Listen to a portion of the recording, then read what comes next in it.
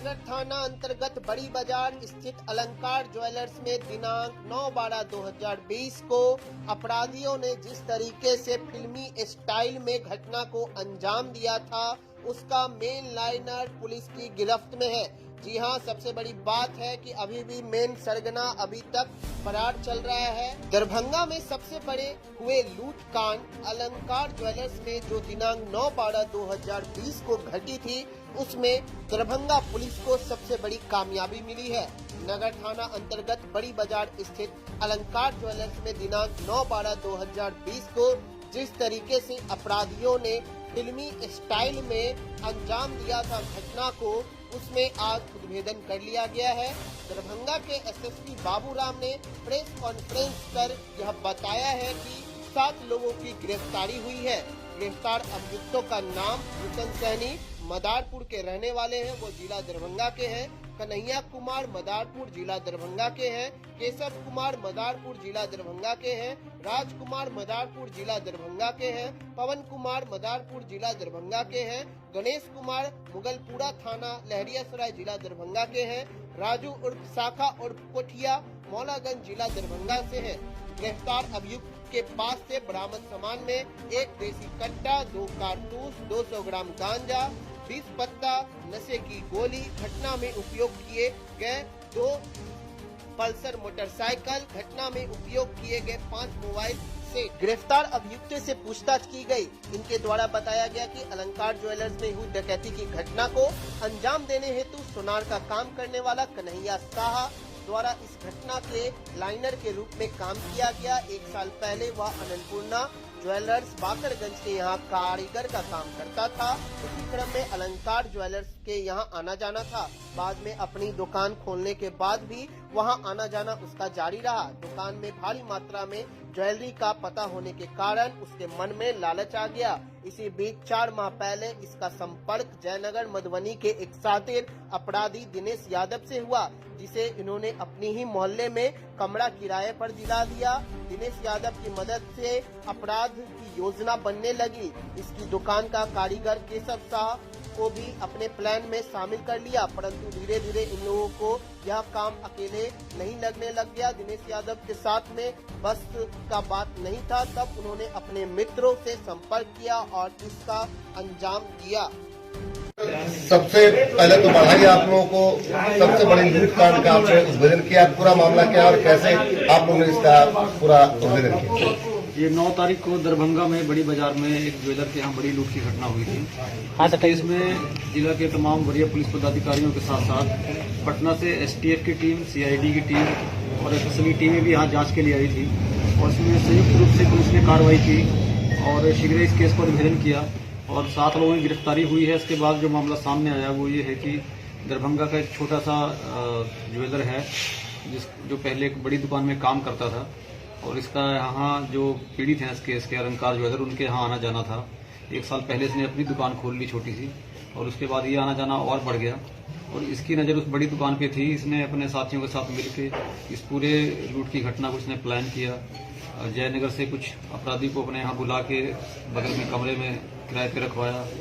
इसके बाद जब इनकी योजना कामयाब नहीं हुई, इसके बाद इन्होंने अपने पड़ोस के ही एक अन्य लड़के की मदद से हाजीपुर के एक बड़े गैंग हैं जो इस तरह की घटनाओं को अंजाम देने में शातिर है, उस गैंग को यहाँ आमंत्रित किया और पिछले 1 महीना से उस गैंग के लोग यहाँ आए, कई बार रेकी की और 9 तारीख को उन्होंने इस घटना को अंजाम दिया। उद्भेदन में हम लोगों को काफ़ी हद तक जो हमारे स्थानीय गुप्तचर हैं, सीसीटीवी कैमरा पूरे जिला में और जिला के बाहर भी जो लगे हुए हैं, उनकी फुटेज से और टेक्निकल इन्वेस्टिगेशन के दूसरे तरीकों से मदद मिली और हम लोगों ने 3 दिन के अंदर इस केस का उद्भेदन किया।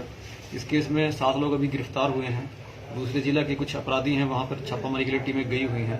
कल रात में गैंग के सरगना के घर पे छापामारी हुई थी हाजीपुर में, लेकिन पीछे उसका घर दूसरे घरों से कनेक्ट होने के चलते पीछे के रास्ते से वो भागने में कामयाब रहा। उम्मीद है जल्दी उसकी गिरफ्तारी होगी और इसके बाद जो गैंग के दूसरे लोग हैं उनकी गिरफ्तारी के लिए और लूटे गए सोने की बरामदगी के लिए भी छापामारी लगातार जारी है। इन लोगों से लूटे गए 4 मोबाइल, इसके अलावा कुछ नशे की गोलियां और गांजा, हथियार, गोली वगैरह बरामद हुआ है। इसके अलावा इनके मोबाइल के जो सीडीआर या अन्य जो टेक्निकल पहलू हैं, उनसे भी इनकी इन्वॉल्वमेंट इसमें स्पष्ट हुई है।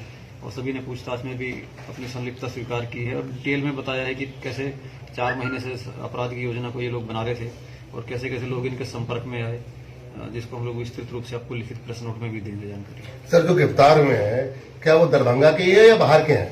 7 लोग जो गिरफ्तार हुए हैं ये दरभंगा शहर के ही हैं 7 लोग। इसमें जो एक मुख्य सरगना है जो सुनार का काम करता है वो है, उसका एक अपना कर्मचारी है और इसके अलावा उसके पड़ोस के कुछ और लोग हैं जो इस घटना में शुरू से ही प्लानिंग में इन्वॉल्व रहे हैं। पूर्व से आपराधिक इतिहास भी है इन लोगों का। जो बाहर के जो अपराधी हैं दूसरे जिलों के, उनका लंबा चौड़ा आपराधिक इतिहास है। खासकर जो हाजीपुर का गैंग है उसने धनबाद में, रांची में और अन्य कई जगहों में इस तरह की घटनाओं को अंजाम दिया है। पूर्व से कई कांड में वो लोग वांछित हैं, पुलिस को उनकी तलाश है। जो जयनगर का अपराधी है वो भी कई बार चोरी और आर्म्स एक्ट के केस में जेल जा चुका है।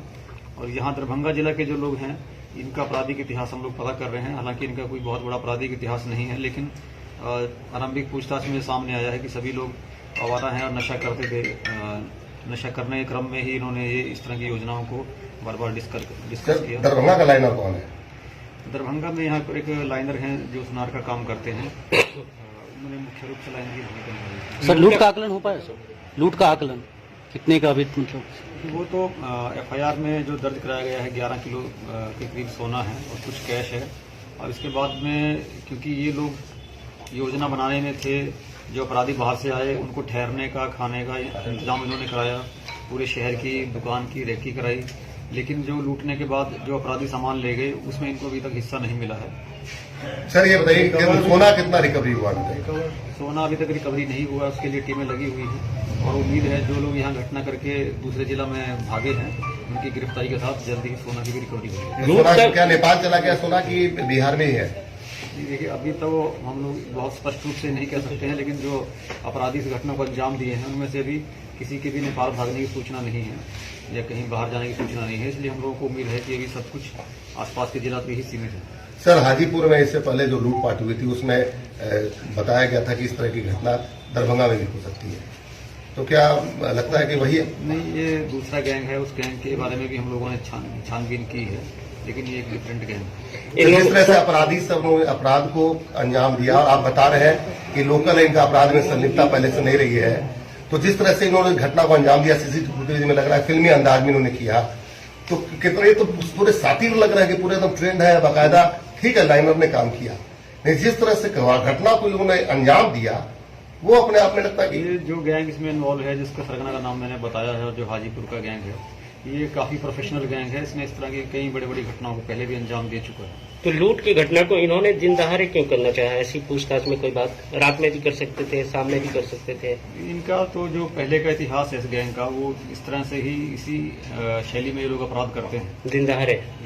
क्या सर, दारूभट्टी चौक पर जो घटना घटी थी डकैती, क्या उसमें उन लोगों की भी संलिप्तता थी? नहीं, अभी तक उसका कोई लिंक ऐसे नहीं मिला है। हालांकि एक तथ्य ये जरूर है कि जो मास्टरमाइंड है, जो सुनार का काम करता है, वो उस घटना के समय पर जो बाकरगंज में अन्नपूर्णा ज्वेलर्स है उनके यहाँ वो कामगार के रूप में काम करते थे, जो एकदम विक्टिम के ठीक सामने की दुकान है।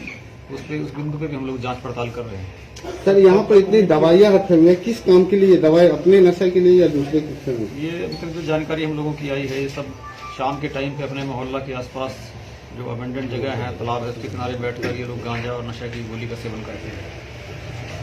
हो गया, थैंक यू सर।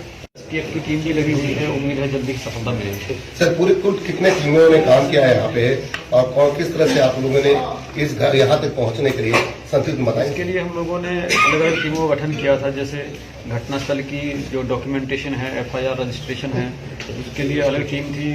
इसके अलावा जो शहर के सीसीटीवी चेक करने के लिए अलग अलग जगहों पे, उसके लिए अलग टीम थी।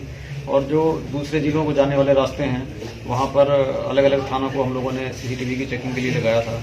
इसके अलावा जो सीडीआर का एनालिसिस, डंप डाटा का एनालिसिस, इसके लिए हमारा टेक्निकल सेल लगा हुआ था। और जो रेड के लिए अलग अलग जिला के लिए टीमें थी वो अलग अलग थी। पूछताछ के लिए अलग टीमों का गठन किया गया था। कुल बिहार की कितनी टीमें काम कर रही थी? हम लोगों के यहाँ जिला में 6 टीमें हम लोगों ने अलग अलग काम के लिए बनाई थी। इसके अलावा एसटीएफ, सीआईडी और एफएसएल टीमें भी लगातार हमारे साथ में काम करती रही। अभी क्या क्या बरामद किया? रिवॉल्वर और गोली और क्या? रिवॉल्वर है, 2 गोली है, इसके अलावा कुछ गांजा है, नशे की गोली है, लूटे हुए 4 मोबाइल हैं। और कुछ इनके अपने मोबाइल हैं जो घटना में इन्होंने उपयोग किए। इसके अलावा 2 मोटरसाइकिल भी।